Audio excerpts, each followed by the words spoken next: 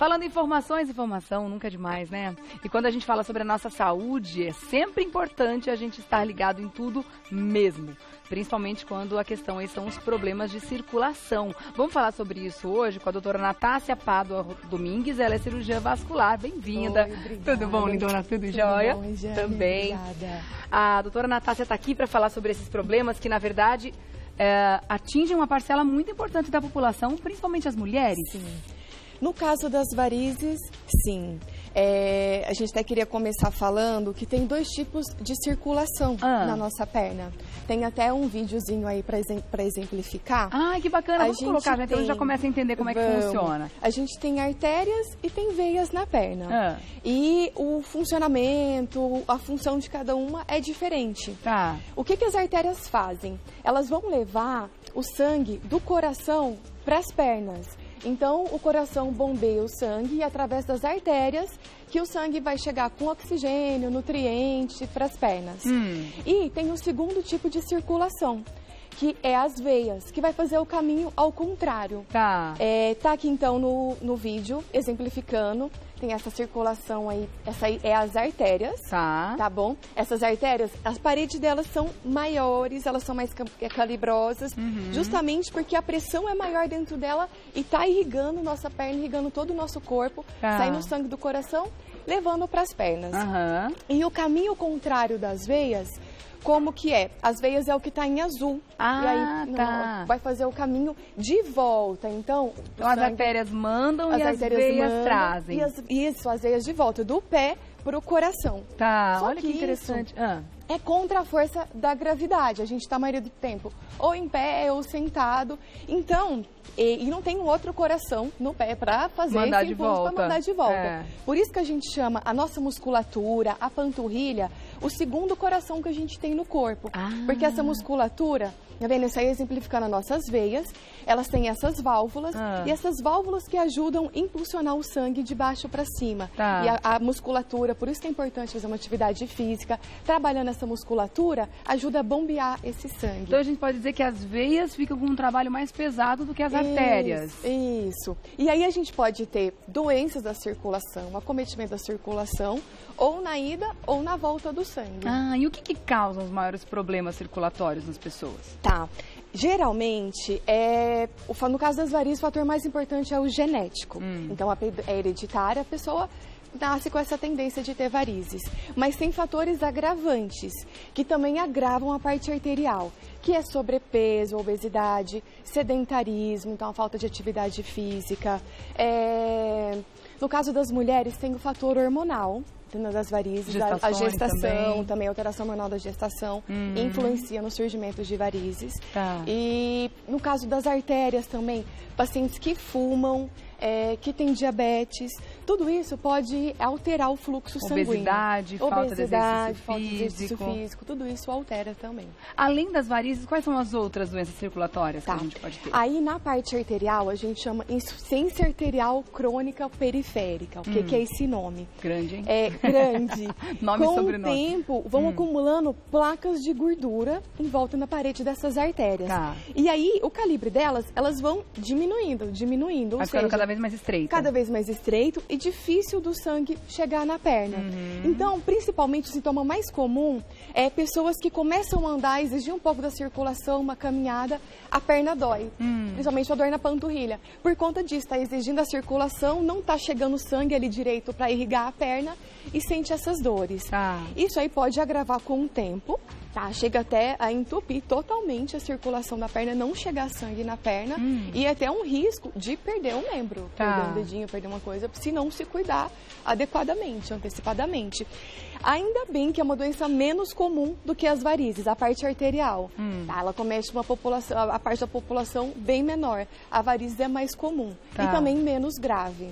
Agora, com relação a essa doença nas artérias e esse acúmulo de gordura, isso está diretamente ligado com a alimentação das pessoas? Com a alimentação, também a mesma coisa com a obesidade, com o sedentarismo, com paciente diabético que não cuida direito, ingestão mesmo de frituras, gorduras, os maus hábitos de vida. Quer dizer, são as gorduras saturadas, com certeza são as piores, né? Mas ainda existe aquela dúvida de grande parte das pessoas, com relação às gorduras, já que é impossível eliminar totalmente as gorduras da vida da gente, a gordura vegetal ou a gordura animal é a pior para o acúmulo de gordura nas artérias? Na verdade, essas gorduras saturadas mesmo, porque um pouco de gordura, gordura boa, é bom para o nosso organismo. É necessário, né? É necessário. As nossas células têm capas de gordura, tem o HDL, que a gente chama do colesterol bom. Então, a ingestão de gordura boa. A gordura dos peixes, oleaginosas, essas gorduras são gorduras boas, que a gente deve tudo com moderação também. Com moderação, claro. Isso. Mas são gorduras que a gente precisa também. E as gorduras saturadas a gente deveria eliminar para sempre da vida da gente, né? Isso. Tá certo. Você trouxe aqui algumas situações em que a gente pode explorar um pouquinho para explicar um pouco mais como é que funciona. Aqui seria um diagnóstico de doenças vasculares? Isso é um ultrassom. O Doppler é o vascular não faz nada sem o exame de ultrassom Doppler. Tá? A gente consegue, desde a primeira consulta, fazer o diagnóstico, entender o que está acontecendo e até para tratamentos também. Talvez a gente vai resolver tratar varizes, tudo sempre guiado com ultrassom. A gente vai escolher o tipo de tratamento, depois até em cirurgias, tudo que a gente faz é guiado com ultrassom. Vamos ver como ele funciona, então? Eu vou convidar o nosso querido repórter Danilo Frois. Fique à vontade, Danilo, o estúdio é todo seu. Bem-vindo, querido. Tudo bem? Tudo jóia. A gente vai usar você de modelo hoje. Vamos tá só pegar pra gente ver a telinha aqui. Então, Danilo... Como é que funciona, doutora? Isso normalmente é feito nas pernas? Normalmente é feito nas pernas. A gente vai demonstrar no braço. Isso, demonstrar aqui no Danilo. Esse braço. Pode escolher, só que tá mais perto. Demonstrar pro Danilo como que é o funcionamento, então, isso que a gente estava falando agora, das artérias e das veias. Eu vou colocar umas cores. Será que eu consigo virar um pouquinho o equipamento para cá, para você não ficar de costas para a turminha lá em casa, ó? Vira aqui um pouquinho. E aí eu trago a mesinha para cá, ó. Pronto. Vem para cá aqui. Vamos lá. Sim. Para cá só para mostrar. Para você não ficar de costas, doutora, consegue? Dá para ver? Isso. Ó, eu preciso colocar aqui.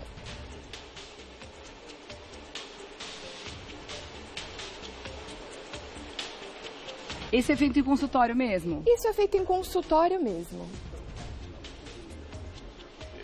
É que eu acho que ela precisa da mão que esquerda para mexer aqui na máquina, aqui esse é o problema. Olha, se quiser pegar... Olha aqui, não sei se consegue pegar. Vamos ficar desse lado aqui, doutora, só para lhe mostrar aqui. Isso. Aí. Olha que interessante, gente. Tem umas arterinhas pulsando. Estão levando... Peraí que tá mexendo. É isso. Pulsando, tá vendo? Tem o sangue vermelhinho. E aí tá levando sangue pro braço. Vou até pausar aqui pra gente ver. Com o tempo, igual a gente está falando, o sangue não chega direito nas pernas, vão acumulando placas de gordura. Tá. E aí a gente consegue, tá tudo normal então, com o Danilo. A gente essa veia tá boa. Isso é uma artéria ou uma veia? Isso é uma artéria. Uma artéria. Isso é uma artéria. E a gente conseguiria ver as placas de gordura aqui? Consegue ver as placas de gordura quando a gente vê uma porcentagem de entupimento, consegue medir o entupimento, a repercussão que está tendo esse entupimento na circulação. Que interessante, gente. E aí também a gente pode ter as veias. Esse é o exame que a gente faz também para ver se o paciente tem trombose. As arterinhas. Não coloriu muito bem, mas é uma veia. Ah, que legal, mas eu para ter uma boa ideia de como funciona. A veia é um azulzinho, o fluxo dela... Não tá pegando muito aqui, bem, ó, ela deu tá pra colabadinha, ver. Deu pra ver. Mas tá normal. Então no próprio ultrassom aparece, os vermelhinhos são as artérias e também fica em azul as veias. Isso é um parâmetro que a gente põe, mas geralmente é assim mesmo. Tem alguma Obrigada, dúvida, Danilo? Não, estou bem então, né? Tá tudo bem. Mas a artéria tá tudo legal, tem tantas outras aí, né? Poderia dar uma investigada. Quando a gente faz o exame, investiga outras artérias do corpo também? Investiga as artérias do corpo. A gente consegue fazer as artérias das pernas, dos braços, as carótidas, a barriga, pra gente ver a investigação de aneurismas. Tudo dá para fazer com ultrassom. Então não precisa de contraste, é um exame simples de fazer e é um exame que diz muito pra gente vascular como está a circulação. Você tem histórico na família de varizes? Minha mãe. Sua mãe? Mas você nunca teve? Das pernas depois do Daninho. Das pernas dele, como que tá? Deve ter alguma coisa. Eu já ia pedir também, porque eu tenho história, tem genética, tem tudo. Agora, na sua casa ninguém tem, então, os filhos? Não, filhos não. Ah, que bom. Que bom, porque normalmente os homens têm quando tem o histórico também da mãe, né? Homens têm varizes, isso é uma dúvida muito importante. Acho que só mulher, geralmente as mulheres tratam muito por conta da parte estética, né? Então fica as veias grossas na perna, mas homem também tem varizes, tem que acompanhar. Tá certo. Obrigada, Dan, pela participação, viu? Beijo. Obrigada. Muito legal. Obrigada. Bom, e aí você disse que a partir desse diagnóstico, vocês vão ter um norte de que tipo de tratamento vai ser feito. Como que a gente E existem vai várias fazer. opções de tratamento também, né, doutora? Isso, várias opções de tratamento. Desde aplicação de vasinhos em consultório. Hoje em dia está evoluindo bastante os tratamentos, cada vez menos invasivos, alternativos à cirurgia, porque em alguns casos a gente tem que indicar cirurgia mesmo, centro cirúrgico, hospital, internação. Hoje está cada dia menos. Essa aplicação que você falou, que é como a gente comumente diz, é a escleroterapia, é isso? Escleroterapia. Que seria isso feita mesmo. com... Esse eu trouxe para exemplificar, que o pessoal pergunta muito, que é a aplicação com a espuma. É uma espuma, gente, eu achei muito legal, já fiz com essa espuma. Dá pra ver que é um líquidozinho aqui, não sei se você pega no vídeo, e a gente mistura numa seringa com ar mesmo. E passa de uma seringa para outra. Quando mistura de uma seringa para outra... Vira uma espuma. Gente, o efeito que dá em consultório é impressionante, porque apaga a veia na hora. Isso, né? Ó, vai virando, eu acho que vou até colocar um pouquinho na mão pra gente ver. Que tipo de líquido é esse? Esse líquido chama polidocanol. Então, a gente consegue tratar... Olha que interessante, mostra aqui, ó. Olha que bacana. Vários tamanhos, calibres de vasinho. Aí o vascular vai ver certinho, vai administrar a porcentagem, a concentração que tem desse polidocanol, que a gente chama desse remedinho para tratar. Então pode ser desde veias pequenininhas até veias grandes, igual veias safenas, tem que tirar, a gente consegue tratar com a espuma também. Talvez pessoas que não têm uma contraindicação cirúrgica, não pode operar, porque tem a parte cardiológica comprometida, pulmonar comprometida, não é indicado operar e precisa tratar as varizes. A gente consegue fazer esse tratamento em consultório mesmo, com um cirurgião vascular, com esse acompanhamento, tratando com a espuma. Tem uma dúvida muito comum das pessoas que acabam eliminando as veias ou dessa forma com a escleroterapia ou tirando, né, fazendo a cirurgia propriamente dita, se essas veias não vão fazer falta no organismo, né? Poxa, mas eu vou tirar essa fena, se algum dia eu precisar dela, fazer cirurgia cardíaca. Muito comum. Ou então ela não vai fazer falta na minha própria circulação porque está funcionando mal, mas bem ou mal está funcionando. Ou então muita gente apaga as veias boas até por questões estéticas. Eu mesmo tenho muitas veias, testa, muitas veias aparentes no peito. Muita gente vai lá e apaga essas veias, eliminando, mesmo as veias sendo boas. Essas veias fazem falta no organismo? Igual no caso da safena. É muito comum porque o pessoal tem essa dúvida de fazer a cirurgia, talvez no futuro, de ponto de safena, que chama. Quando cirurgiões cardíacos tiram um pedacinho da safena da perna e põe no coração. É uma veia que não faz falta. Tá? A maioria do nosso fluxo sanguíneo são as veias profundas, que a gente chama o sistema venoso profundo, que é 80% da nossa circulação. E as veias safenas das varizes estão numa parte superficial. Então, se a gente tira elas, ainda continua a maior parte do fluxo sanguíneo profundo funcionando normalmente. E pelo contrário, quando as veias estão tortuosas, estão dilatadas, no futuro não seriam ideais para fazer esse substituto no coração. Então, é melhor ser retirado, tá? Mas de acordo com a avaliação do vascular, ser retirado mesmo, que essa veia não vai fazer falta na circulação no futuro. E tem outras veias que podem ser usadas se precisar. Fala, nossa, já tirei minha safena.